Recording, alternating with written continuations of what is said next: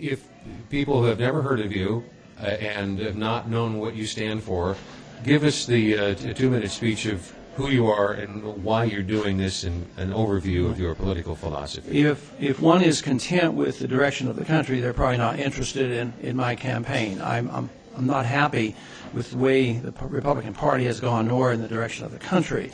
So therefore, I'm offering a return to sound constitutional government. The Constitution, to me, is very, very important. It's the only thing that we take an oath to obey, and yet we are living in a period of time where the Constitution has been essentially rejected, not by this Congress or this administration, but by our country systematically and steadily over the last 100 years. And so today we have a country being run without the rule of law. We have an executive branch that's out of control, a Congress that does not assume its responsibility and defers to the executive branch way too often. And we have a judicial system that is a legislative branch. And all these things I want to change because it has led to a gigantic government that runs our lives, pretends it runs the economy, and it wants to police the world. And we're on our road to bankruptcy. And I foresee some very serious financial problems if we continue this way. So I want to return to a system of government where the purpose of government is to protect individual liberty and not to pretend it can regulate our lives or the economy or do all these things around the world. Give us an idea of some of the things that you would therefore have to eliminate if a Ron Paul became a president. Well, I have a long list, and I guess we could go by priorities. Just put them in alphabetical order or priorities, whatever. Well, let's go with why government's permitted to grow, and there are two main reasons that permits governments to grow outside of the Constitution, and that is the monetary system and the tax system. If you didn't have the authority given to the government to tax our income, it would be real hard to pay the bills, and therefore they wouldn't have money to spend. So I want to get rid of the income tax and repeal the 16th Amendment and deny all these funds to the government.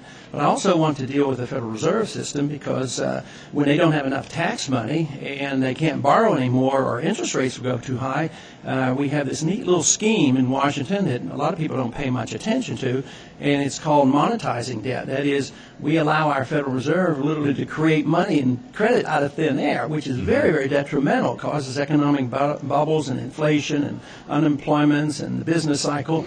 So I want to address that, but the sinister part of that is it permits governments to grow. And I'm dedicated to shrinking the size of the government. That's what the founders wanted. They wanted a very, very small federal government, one dedicated to national defense. And yet we have a system now that is totally out of control. So you have to address how do you pay for it, and you have to address taxes and the inflationary process. So it sounds like you think that borrow and spend is worse than tax and spend. I think they're all bad. Spending is the basic flaw. And when you spend, it is a tax. It's a tax. If you borrow, it's a tax that's delayed. The next generation pays. If it's inflated, printed the money, it's delivered to the middle class or to the poor. And if you directly tax, it hurts everybody. Whoever it is, has to pay the taxes. But it's all the same. It's all the same. It's taking the funds and resources from the private sector and giving it to the government to waste and to do things they shouldn't be doing. In addition to being a congressman, before that, you were a physician, full-time practice. What was your specialty? My specialty is and was obstetrics and gynecology. It still is? You're still licensed? I'm still licensed, and I still sort of long for the days when I delivered babies. It's a great profession. I haven't done that now for the last 10 years. People will want to know your views in some of the moral cultural issues. As a physician, as somebody who was birthing babies, what is your position on the life issue? Well, I'm very strong right to life. Since I am dedicated to liberty, you have to start with life. You can't protect liberty if you don't have life. And there's every argument in the book that you can argue that a fetus has legal standing. It has legal standings because of inheritance rights at the time of conception. I have legal responsibility to care for the fetus. If I injure the fetus in medical care, I can be sued. If it's a car accident and a fetus is killed, you're liable. If there's a violent act and you kill a fetus, you can be charged with murder. So there's no question about legal standing of the fetus, and yet we now have introduced this notion since Roe versus Wade that there is no legal standing. And they talk about that as a privacy issue. I don't see it as a privacy issue for the mother, because our homes are private, but you can't kill your baby. So I see this as a life issue, defining life and whether or not the state should be involved in protecting it. So what are you prepared to do about that? Well, my plan and legislation I've introduced. Can I just respectfully just ask the question slightly differently? Okay. One of my litmus test questions to find out what kind of thinking process a candidate has done on this is to ask my test question. Test question is: do you think that Roe versus Wade is the law of the land? Well, they call it the law of the land, but I want to clarify that by getting rid of it, because I think this is one example of the courts overstepping their bounds tremendously. Texas had a law against this violent act, and it went into the federal courts and the Supreme Court. They overruled the state law, which should have been legitimate, and then came down on the side of legalizing killing a fetus up and even into the third trimester. So, but the fastest way to accomplish this is not through a constitutional amendment or waiting till you get enough justices to overrule. You can pass a law in the Congress which denies jurisdiction to the federal courts. So if Iowa or Texas or a state passes a law against abortion, you can't get into the federal courts, and the states would decide this issue as they decide all issues of violence. I mean, murder and manslaughter and theft, all these things are supposed to be, state issues. Can they do that does that require a supermajority, or would that be just a simple majority vote? Just a simple majority vote. The president signs the bill, and it's been done in recent history for some things. If that's as easy as that, I have to ask, why hasn't Congress, and why, when they had the majority, and when they had a presidential majority and a pro-life president, why didn't they do that? Well, I think it's insincerity in what they say when they campaign, and they don't follow through, and they sort of pander to get votes, and then they don't want to rock the boat. And So they come out here to cheap seats and serve up pro-life rhetoric and go back to Washington and go back to get the pro-life vote, and then go and not offend the people who believe in abortion and try to ride the rail in the middle of the road. And too often they get away with it.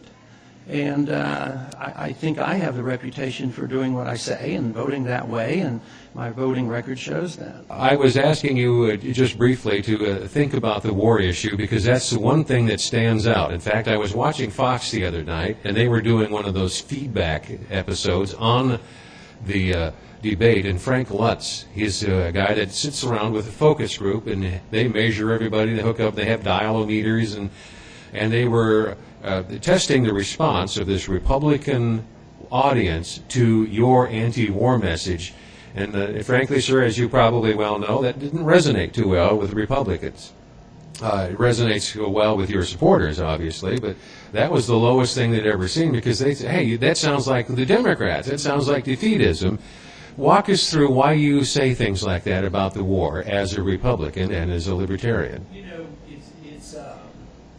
It's interesting that when people hear me talk, sometimes they'll say I sound like a Democrat. But I get a little chuckle out of that, because if you look at the voting record, I vote for the least amount of taxes and the least amount of spending. So I'm the most conservative member of Congress. That's very interesting. But it is true that I'm bucking a trend of the last 6 or 7 years of the Republican Party. But the Republican Party traditionally has been the anti-war party in comparison to the Democrats. Just think of how Eisenhower won after Korea. Korea was a Democrat war. Vietnam was a Johnson war and Kennedy war. And then we had Nixon come in, was supposed to, clean up that mess. I have a plan. Yeah. And then we also had the year 2000. We were highly critical of the Clinton foreign policy because it was too interventionist and too much nation building. We campaigned against nation building, a humble foreign policy, and no policing of the world. So President Bush ran on, and we're not going to be an interventionalist, and we're not into nation building, and he ran on a non-interventionalist policy. So this is the traditional Republican position. It's a very popular position. I just stuck with that position, and I believe it's part of the Constitution. We don't have authority to impose our will on others. And it was the very strong advice of the founders who said, don't get involved in entangling alliances. Don't get involved in the internal affairs of other nations, but be friends with them and trade with them and talk to them, and things will work out. So we do much better when we take that advice rather than confront them militarily.